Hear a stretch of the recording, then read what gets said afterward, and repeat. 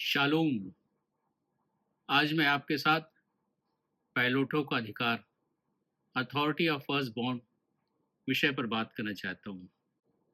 उत्पत्ति 25 अध्याय 33 पद। याकूब ने कहा, मुझसे अभी शपथ खा। सो उसने उससे शपथ खाई और अपना पहलौठे का अधिकार याकूब के हाथ बेच डाला। ये इंसिडेंट उस समय का है जब एसाव जंगल से अपना शिकार करके लौटता है और बहुत थका हुआ रहता है। भूख भी उसको बहुत लगती है और उस समय याकूब खाने का कुछ चीज बना रहा था। एक लाल रंग की वस्तु बना रहा था, दाल बना रहा था। उस दाल को देखकर एसाव की भूख बहुत बढ़ गई और उसने उसको दाल को मांगा कि मेरे खाने के लिए दे दे। तो हम सब जानते हैं जो याकूब था वो बहुत चालाक था। उसने उसके सामने एक बात रख दी कि तू अपने पलोठे का अधिकार मुझको दे दे, बेच डाल तो मैं तेरे को दाल दे दूंगा। और एसाव को उस समय कुछ नहीं सोचा।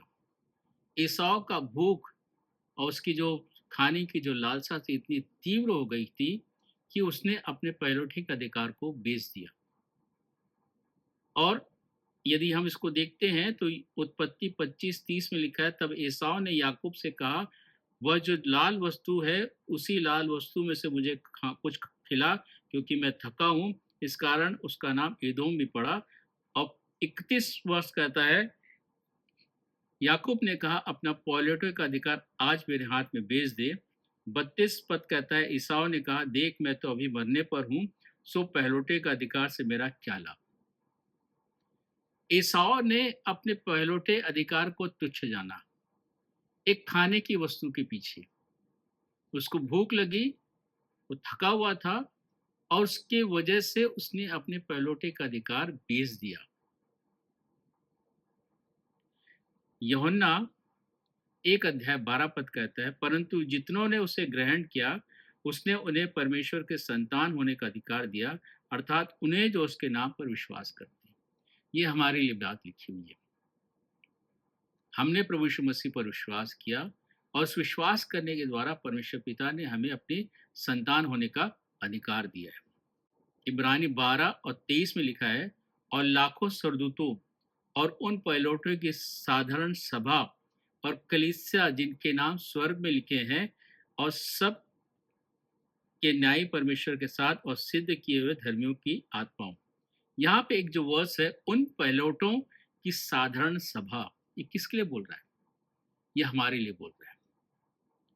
परमेश्वर ने हमें चुना है।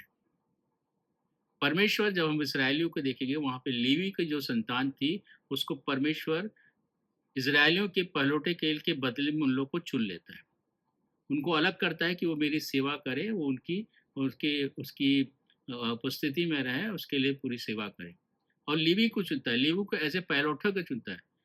जितने इजरायली थे उनके बदले लेवी के संतान को पहलौठे के लिए चुन लेता है। आज भी जब हम उसको प्रभु यीशु मसीह पर विश्वास करते हैं तो उसके संतान कहलाते हैं और हमें पहलौठों का अधिकार मिला है। हम उस अधिकार का क्या कर रहे हैं? क्या हम भी तो अपनी लालच से के कारण अपने उस पहलौठे के अधिकार को बेच तो नहीं रहे? क्या हम भी तो अपने जीवन की में ऊंचाइयां प्राप्त करने के लिए अपने पहलौठे के अधिकार को बेच तो नहीं रहे? क्या हम भी अपने सांसारिक गेन के लिए उस पहलौठे के अधिकार को बेच तो नहीं रहे? क्या हम भी अब सौदेबाजी तो नहीं कर रहे हैं? कुछ पाने के लिए परमेश्वर को की आज्ञाओं को तोड़ रहे हैं, परमेश्वर की शिक्षाओं को के विरुद्ध जा रहे हैं, क्योंकि हमको सांसारिक बातें चाहिए, सांसारिक ज्ञान चाहिए, सांसारिक धन चाहिए, प्रतिष्ठा चाहिए, पद चाहिए।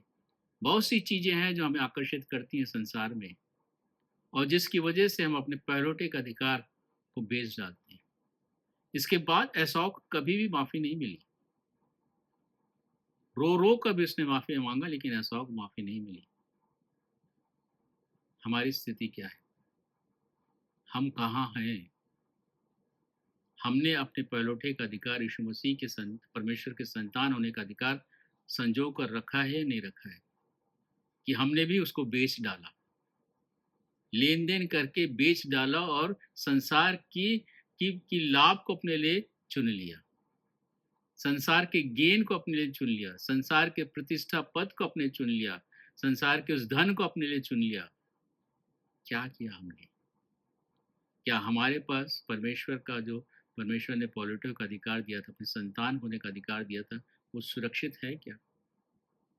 आज हमारे सोचने का विषय है कि क्या वो अधिकार हमारे पास है, सुरक्षित है? यदि नहीं है तो एसाव के समान जिंदगी हो जाएगी हमारी। एक बार उसने हमें संतान बना लिया है, और अगर हम उसके संतान से अपने आप को अलग कर लिए, इब्रानी में लिखता है कि एक बार स्वाद चखने के बाद दोबारा